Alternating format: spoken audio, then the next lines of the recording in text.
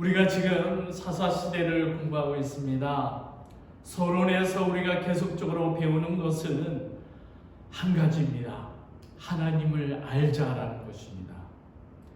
힘써 알자라는 것입니다. 하나님을 모르는 세대가 사사시대라고 합니다. 하지만 그들이 하나님을 모르지 않았습니다. 하나님의 이름을 알고 있었고 자신들이 하나님으로부터 선택을 받은 이스라엘 민족이라는 것도 알고 있었습니다. 절대 부인할 수 없습니다. 그런데 왜 그들은 하나님을 알지 못한다고 성경에 기록하고 있을까요? 하나님과 상관없이 살고 있다는 것입니다. 그들은 하나님을 묻지도 않았습니다. 물론 하나님 앞에 묻고 대답하는 흔적들은 있습니다. 그들은 나름 기도도 했습니다. 그리고 힘들 때 울기도 했습니다. 그런데 왜 그들은 하나님을 모른다고 성경이 기록하고 있나요?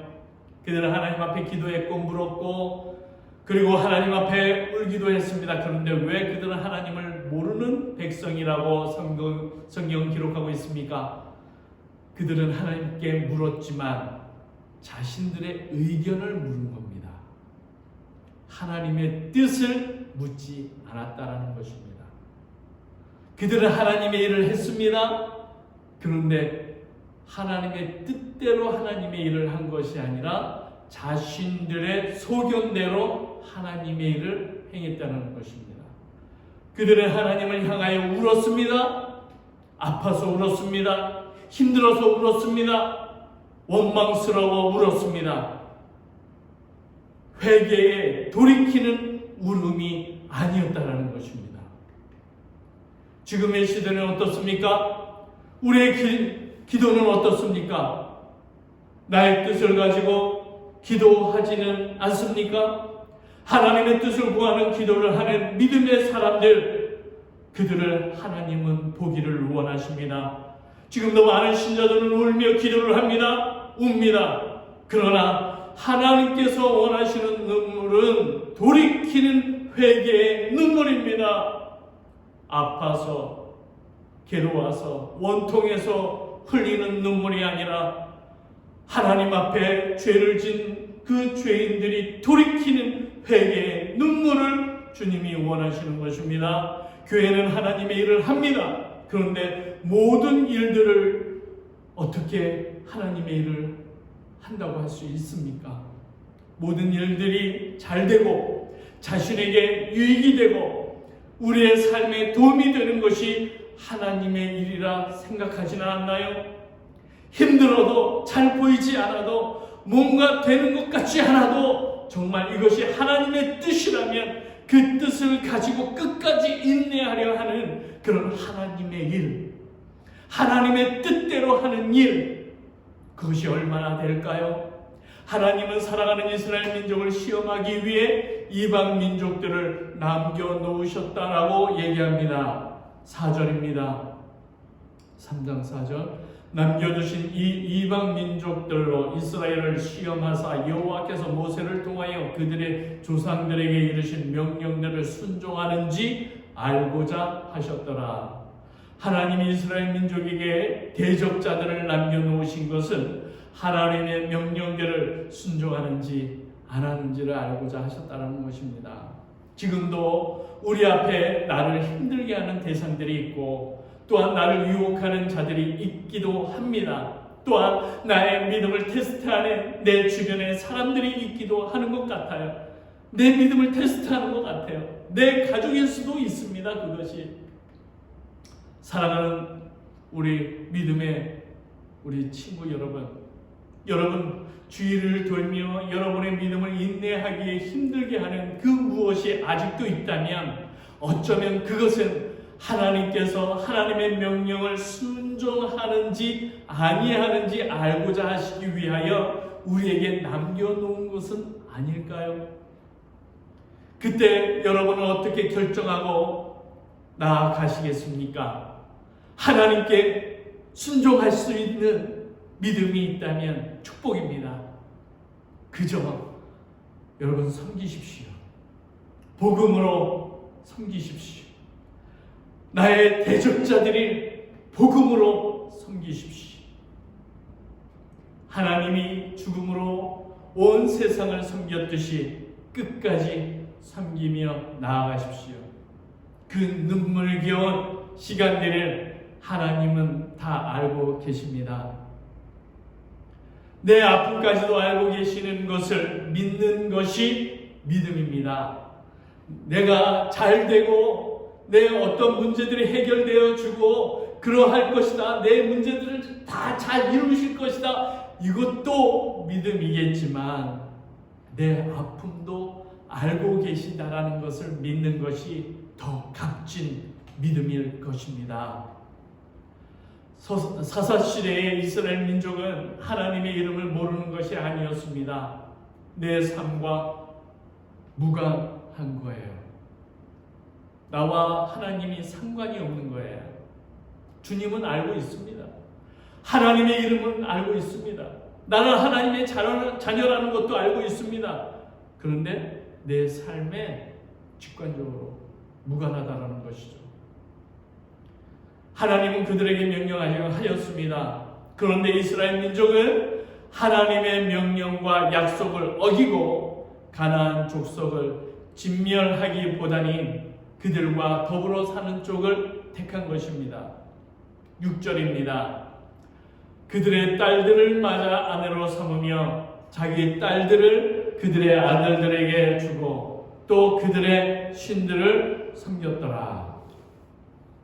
세상 속에서 구별되어 사는 쪽이 아니라 세상과 더불어 사는 쪽을 택한 것입니다.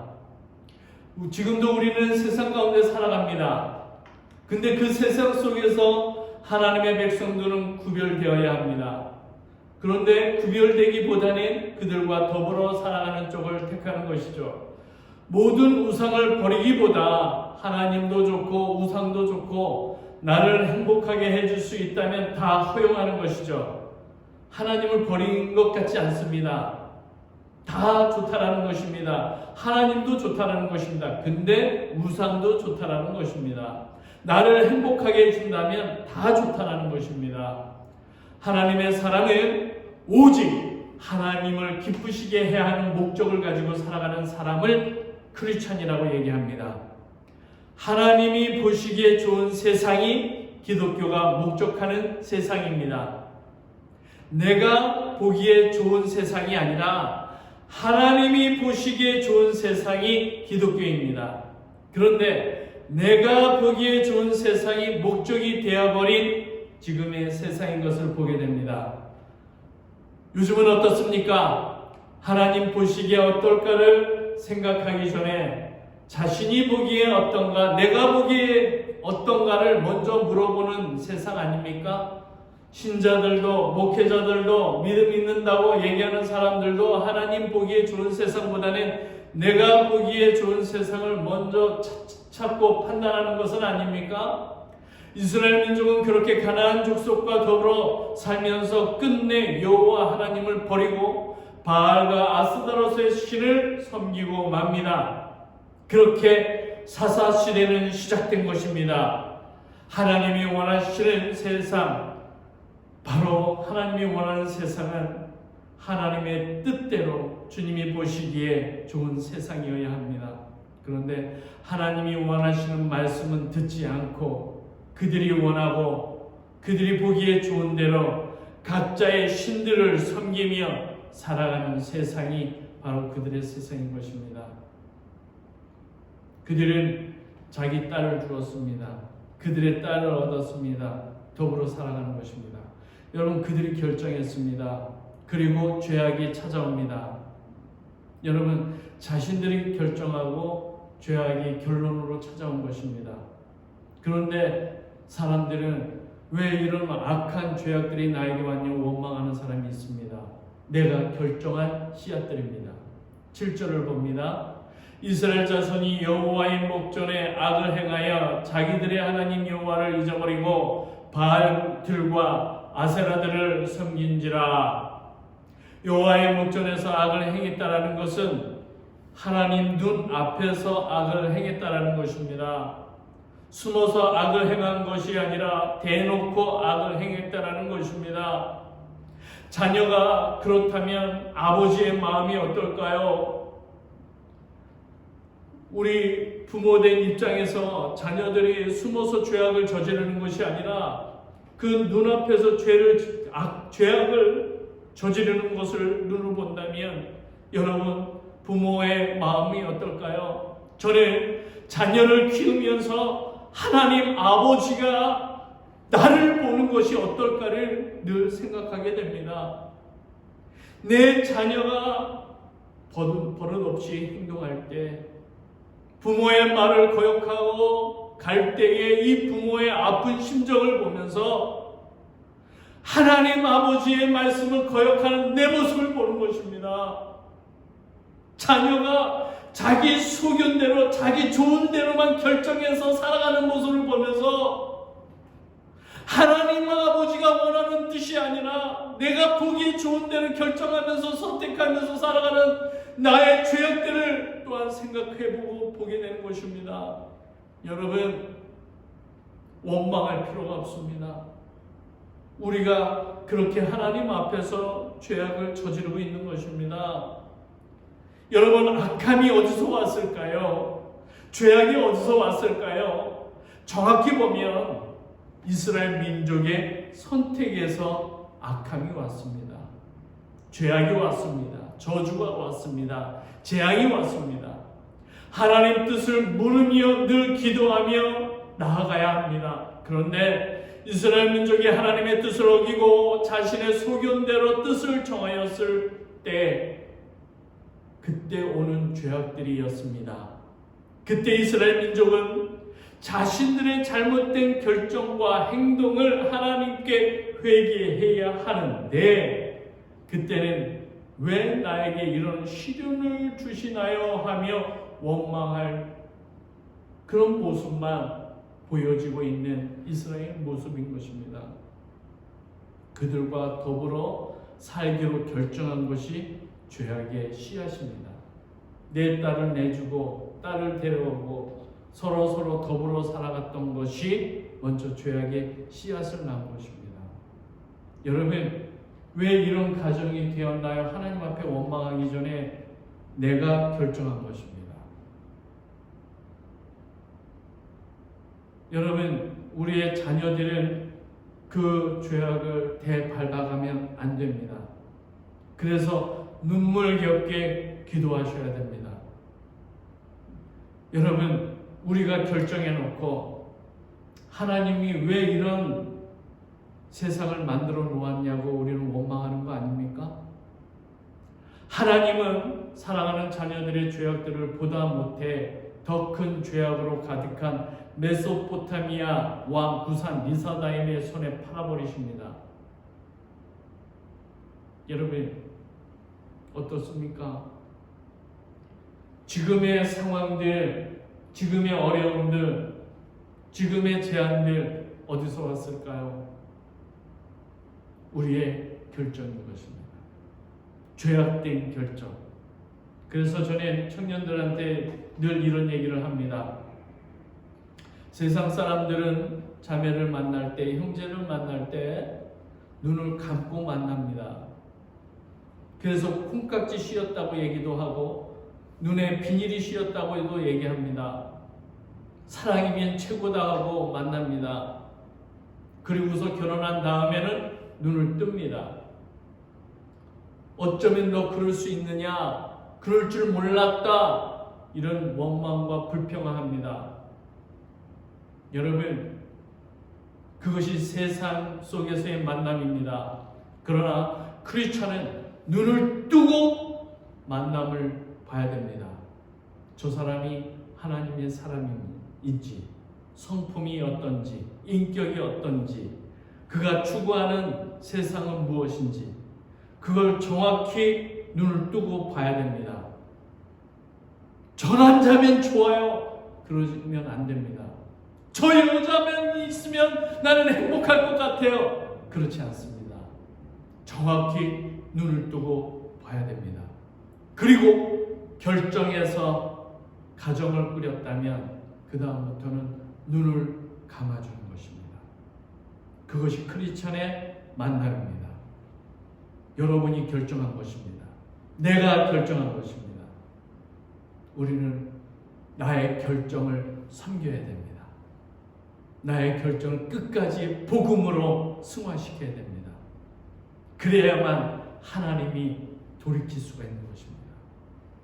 그런데 내가 다 결정해 놓고 왜 하나님 이렇게 하셨나요? 왜 나에게 고통을 주시나요? 그럴 수 있습니까? 아니죠. 우리는 한 가지만 보고 결정할 수 있는 게 아닙니다. 주님만 보고 주님께서 원하시고 기뻐하시는 이루어진 뜻이 무엇인지를 분별해야 됩니다. 실수할 수 있습니다. 우리의 결정이 잘못될 수도 있어요. 그러나 그 결정을 섬겨야 됩니다. 그래야만이 하나님의 뜻대로 가는 것입니다. 그것이 마지막 방법입니다. 나의 실수가 하나님 앞에 용서를 구하는 방법이 바로 나의 결정을 복음으로 섬겨야만 하는 것이죠. 여러분, 열심히 섬기십시오. 가정을 눈물겹게 섬기십시오. 헌신으로 섬기십시오. 예수님께서 만 백성을 구원하기 위해서 죽음까지 감당하며 우리를 섬겼던 것처럼 그렇게 섬기십시오. 그것이 율법적으로나 하나님 보시기에 선을 넘어버리지 않는 이상 여러분은 섬겨야만 합니다. 그것이 우리의 결정을 하나님 앞에 다시 돌이킬 수 있는 방법인 것입니다. 기분대로 살면 안 됩니다. 감정대로 살면 안 됩니다. 하나님의 뜻대로 살아야 됩니다. 그래서 하나님께서 보다 못하여 메소포타미아 왕 구산 리사다임의 손에 이스라엘 사랑하는 백성들을 팔아버립니다. 8절입니다. 여호와께서 이스라엘에게 진노하사 그들을 메소포타미아 왕 구산 리사다임의 손에 파셨으므로 이스라엘 자손이 구산 리사다임을 8년 동안 섬겼더니, 여러분, 기독교가 왜 힘들어지고 있을까요? 메소포타미아 왕 구산 리사다임이 잘못된 것일까요? 아니면 그런 죄악된 것으로 팔아버린 하나님이 잘못된 것일까요? 여러분, 이 부분에서 우리가 다시 한번 얘기하지만 영적으로 판단을 잘 하셔야 됩니다. 지금의 기독교를 힘들게 하는 정치적인 억압으로 무리들이 잘못된 것일까요? 그러니까 지금의 이 기독교를 힘들게 하는 정치적인 무리들이 잘못된 것일까요? 아니면 이런 상황들의 역사를 주관하시는 하나님이 잘못일까요? 여러분, 이런 일들은 벌써 수십 년 전에 예견된 일이었습니다. 기독교 교회가 하나님의 뜻을 저버렸습니다. 하나님의 뜻대로 가는 교회가 되지 못했습니다. 자기의 영광으로 취하고 우리 하나님께서 주시는 그 복음의 축복을 가지고 우린 취해버렸습니다. 하나님의 진노를 샀습니다. 하나님의 진노가 가득해졌습니다. 끝내 하나님은 팔아버릴 수밖에 없는 것이죠. 정치적으로 노예 생활을 해야 됐고, 그리고 사회학적으로, 그리고 경제학적으로 힘든 시간을 보내야만 했습니다. 그 고통이 엄청 심했습니다. 팔려간 인생은 힘든 것입니다. 팔려간 민족은 고통입니다. 그것을 끊임없이 우리는 성경을 통해서 배우면서도 이 세대를 우리는 판단하지 못하고 있는 것을 보게 되는 것이죠. 여러분, 이 시대를 보십시오. 이 시대에 하나님의 자녀들의 모습을 보십시오. 이 시대에 하나님의 교회를 보십시오. 하나님의 진노가 가득한 것을 여러분 보십니까? 우리를 억압하는 우리의 고통의 부르짖음은 어디서 나오는 것일까요? 여러분, 우리가 결정한 것이었습니다. 이 죄악들이 우리가 결정한 것이었습니다. 우리가 그렇게 선택한 것입니다. 우리가 그렇게 더불어 살아갔던 것입니다. 구별되지 못했던 것입니다. 여러분은 어떻습니까? 지금의 상황이 괴로우십니까? 그렇다면 나의 결정의 죄악됨을 보셔야 됩니다. 어떤 분들은 하나님이 나를 이렇게 만들었다고 원망합니다. 이런 상황들을 하나님이 만드셨다는 것이죠. 아닙니다. 우리가 하나님의 뜻을 따라갈 때 하나님의 뜻을 저버리지는 않았습니까? 나의 정욕으로 선택하지는 않았습니까? 나의 정욕으로 육신의 소욕으로 결정한 것은 아니었습니까? 그렇다면 나의 잘못을 하나님께 회개하고 돌이키는 것밖에는 없습니다. 그 돌이킴은 무엇입니까? 그것은 나의 선택과 결정을 하나님 앞에 올려드리고 그것을 복음으로, 말씀으로 섬겨야 됩니다. 그리고 주어진 환경을 하나님께서 주신 복음과 그 복음을 신뢰하는 믿음으로 이 세상을 섬겨야 합니다. 혹 하나님이 그 재앙을 8년에 그쳐 주실지 아니면 1년 만에 그쳐 주실지 모릅니다. 회개하십시오. 잘 보십시오. 여러분, 이스라엘 민족은 어떻습니까? 메소포타미아 왕 구사 미사다임을 8년씩이나 섬겨야만 했을까요? 왜 8년씩이나 그들을 섬겨야만 했을까요? 왜냐하면 그들은 하나님께 회개하고 돌이키지 않았다는 사실입니다. 그 고통을 느꼈다면 바로 하나님 앞에 무릎 꿇어야 되는데 하나님께 부르짖기까지 8년이 걸립니다. 그들은 하나님께 기도하는 법도 잊어버렸습니다. 8년이라는 시간이 걸렸습니다. 9절 있습니다. 9절입니다. 이스라엘 자손이 여호와께 부르짖음에 여호와께서 이스라엘 자손을 위하여 한 구원자를 세워 그들을 구원하게 하시니 그는 곧 갈렙의 아우 그나스의 아들 온니엘이라. 드디어 메소포타미아 왕을 8년이나 섬긴 다음에 드디어 이스라엘 자손이 여호와께 부르짖습니다. 누구 앞에 부르짖었습니까? 여호와께 부르짖었다는 것입니다. 바로 이것입니다. 하나님께 부르짖으면 되는 것입니다. 나의 고통을 어디에다 호소하는가? 그것이 신앙입니다. 나의 아픔을 누구에게 하소연하는가? 내가 당한 이 억울함을 누구에게 나타내는가? 거기서 우리의 문제가 풀리는 것입니다. 사람에게 가서 여러분 풀면 더 꼬입니다. 문제의 답은 하나님께 있습니다. 왜냐? 그 문제는, 인생의 문제는 그 문제를 출제한 분이 하나님이시기 때문에 그 문제를 출제한 하나님이 답을 가지고 계시다라는 것입니다.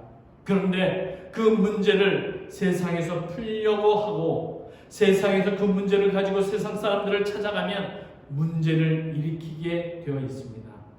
여러분, 왜 우리 삶의 문제투성입니까? 그 문제를 하나님께 가지고 가지 않고 사람에게서 풀려고 하기 때문에 문제가 되는 것입니다. 하나님께 부르짖으십시오. 여러분의 고통과 여러분의 문제를 가지고 주님 앞에 가지고 나아가십시오. 주님께 답이 있다는 것입니다. 이스라엘 민족이 드디어 하나님께 부르짖기 시작한 것입니다. 하나님은 자신의 자녀들의 신음소리를 들으시는 분이 하나님이십니다. 아니, 듣기 위해 기다리시는 분이 하나님이십니다. 그분이 우리 하나님 아버지이십니다. 그 고통을 느꼈을 때 바로 부르짖었다면, 여호와 앞으로 나아가 주님을 붙잡았다면 1년도 걸리지 않았을 것일지도 모릅니다. 죄악된 세상을 8년이나 섬겨야 했던 것을 보지 않습니까? 왜 하나님이 더 너희들이 죄악을 행한다면 더 죄악된 민족에게 하나님의 백성을 팔아버리십니다. 그리고 그 고통을 느끼게 합니다. 왜 하나님은 고통을 느끼게 할까요? 내게 돌아오라고, 내게 부르짖으라고. 하나님은 시간에 구애받지 않습니다. 이스라엘 민족이 가나안 땅으로 가기까지 40년 걸려야만 했던 그 시간들을 여러분 보십시오. 그런데 몇 년이 지나지 못해서 다음 세대에서 또 하나님을 잊어버려서 8년을 이방 민족에게서 보냅니다. 8년 걸렸습니다. 40년. 여러분 이스라엘 애굽에서 400년. 그들의 모든 쓴뿌리를 뽑기까지 40년. 그리고 가나안 땅에 갔는데 또 세상으로 돌아가 버린 하나님의 백성들 8년. 드디어 하나님의 자녀들이 8년 만에 부르짖었습니다. 그러자 하나님은 바로 준비하신 구원자를 바로 세워주십니다. 그런데 지금의 시대를 보면 사사시대와 같이 하나님께 부르짖는 법을 잊어버린 세대와 같습니다. 자신의 고통과 교회의 고통을 그 아픔을 느끼고 알면서도 하나님 앞에 나와 부르짖어야 하는데 하나님 앞에 오는 것을 상실했습니다. 세상으로 가지고 가서 풀고 있습니다. 세상 사람들의 소리에 귀를 기울입니다. 하나님의 말씀에 귀를 기울이는 것이 아니라 세상 사람들의 이야기를 듣습니다. 상담을 합니다. 그리고 세상 사람들과 풀려고 합니다. 하나님 앞에 나와 기도하는 법을 상실했습니다. 부르짖음을 상실했습니다. 하나님 앞에서 흘리는 눈물이 멈춰졌습니다. 하나님하고 부르짖고 주님을 찾는 법을 잊어버렸습니다. 자신의 일상의 문제를 하나님께 가져오지 않습니다. 나의 개인사는 개인사로 풀어버리려고 합니다. 세상에서 어떻게 해서든지 방법을 찾으려 하지 하나님께 그 방법을 찾으려 하지 않습니다. 하나님 앞에 그 음성을 듣기 위해 부르짖지 않습니다. 영적인 감각을 잃어버렸습니다. 하나님이 느껴지지 않습니다. 나의 신음소리를 하나님은 듣지 못할 것 같습니다. 종교관으로는 기독교인이라고 우리는 사인을 하지만 하나님은 나와 상관이 없는 것 같습니다. 이제는 체면에 걸려 있는 것 같아요. 하나님 앞에 부르짖지 않습니다. 세상 사람들한테 얘기 듣고 그리고 파벌을 만듭니다. 이것이 옳다, 저것이 옳다. 서로 싸우는 형국이죠. 하나님 앞에 그 고통의 부르짖음을 갖고 가지 않습니다. 주님이 구원해 주실 것을 믿지 못하는 것이죠. 우리의 가정의 문제는 그냥 우리의 가정의 문제로 말아버립니다. 나의 개인의 문제를 그냥 나에게 주어진 아픔 정도로 알고 치부해버립니다. 여러분의 자녀의 문제는 그저 자녀의 문제로만 치부해버립니다. 영적인 민감함을 잃어버렸습니다. 이러한 어려움들을 사회학적으로 풀려고 상담가를 찾아갑니다. 정치학적으로 풀려고 법원을 찾아갑니다. 경제학적으로 풀기 위하여 은행을 찾아갑니다. 하나님 앞에 가지고 나오지 않습니다. 그것이 무려 8년 걸립니다. 운니엘 때는 8년이지만 모압 왕 때는 몇 년 걸렸습니까? 14절을 한번 읽어보십시오. 이에 이스라엘 자손이 모압 왕의 근론을 18해 동안 섬기니라. 모압 왕을 몇 년 섬겨요? 18해. 여러분 이스라엘 민족은 아픔을 겪어도 또 잊어버립니다. 힘들면 하나님께 가지고 나아가야 됩니다. 여러분이 힘들면 하나님께 가지고 나오셔야 됩니다. 아프면 하나님께 그 문제를 가지고 나와 부르짖어야 됩니다. 이스라엘 민족이 애굽 땅을 섬겼던 것이 몇 년입니까? 400년. 가나안 땅으로 가기까지 40년. 운니엘 때 몇 년을 섬깁니까? 메소포타미아 왕을 8년. 그리고 또 부르짖고 하나님을 만났는데 또 수십 년 걸려서 또 모압 왕을 섬기는데 몇 년? 18년, 18년 그렇게 섬깁니다. 여러분 왜 정치적으로 자꾸 노예의 생활로 끌려갑니까? 기독교가 팔려가는 거예요. 이 팔려가는 의미를 여러분 발견하셔야 됩니다. 그래서 팔려갔을 때에는 교회만 힘든 게 아니라 하나님을 믿는 백성들 개개인의 가정마다 다 어려움이 찾아오는 거예요. 여러분 그걸 보셔야 됩니다. 여러분의 개인의 그 아픔은 하나님의 교회의 아픔과 같은 것입니다. 여러분의 개인의 그 고통은 기독교의 고통과 같은 것입니다. 그걸 통해서 하나님 앞에 부르짖고 나와서 부르짖으면 여러분 그걸 통하여 하나님의 교회를 회복하시고 구원자를 보내주시겠다고 하는 그 믿음을 보게 되는 것입니다. 여러분, 여러분의 개인사를 개인사로 치부해버리면 안 됩니다. 우주적인 질서가 여러분의 개인의 믿는 자들의 개인에서 우주적인 질서가 열리는 것입니다. 교회는 모든 교회에 하나님을 믿는 단체만이 아니라 여러분 개인이 교회인 것입니다. 그렇기 때문에 여러분의 개인의 역사는 하나님의 역사와 같다라는 것을 믿고 주님 앞에 나와 부르짖고 회개할 때에 교회가 회복되어지는 것입니다. 그냥 내 개인사 그것이 우리의 연약함입니다. 그러기 때문에 우리는 근시안적으로 우리는 믿음 생활을 하는 것입니다. 믿음은 하나님을 믿지만 내 뜻대로 살아가는 것이 바로 다 거기서 나오는 것입니다. 여러분 모든 기독교가 지금 팔려간 것입니다. 그렇기 때문에 팔려간 기독교 교회는 다 어려운 것입니다. 그 안에서 편한 삶을 살아가는 사람이 있지요. 그런데 어떻게 보면 편안한 사람은 하나님이 간섭하지 않는지도 모릅니다. 왜냐하면 하나님은 그 고통을 통하여 하나님의 고통의 마음을 깨닫게 하시고 그 고통을 통하여 하나님 앞에 나오라는 사인이고 부르짖으라는 사인입니다. 지금 여기서 14절에서 모압 왕을 18년을 섬겼지만 15절에서 다시 여호와께 부르짖었더니 하나님이 구원자를 또 보내주시는 거예요. 이스라엘 민족의 그 사사시대에 반복되는 것이 그 부르짖음에 있는 거예요. 여러분의 개인사의 그 어려움은 교회의 어려움이고 하나님의 어려움인 거예요. 여러분이 믿는 사람이라면 성경을 통하여 그렇게 해석을 하셔야만 합니다. 그것이 믿음의 해석이에요.